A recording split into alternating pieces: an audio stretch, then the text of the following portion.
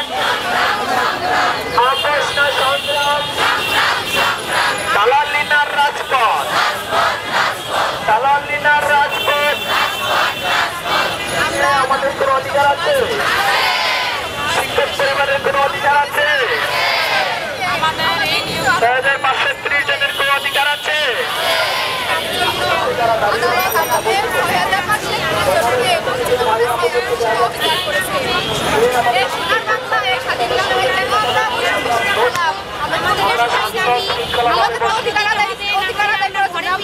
সবাইকে অনুরোধ করছি তারা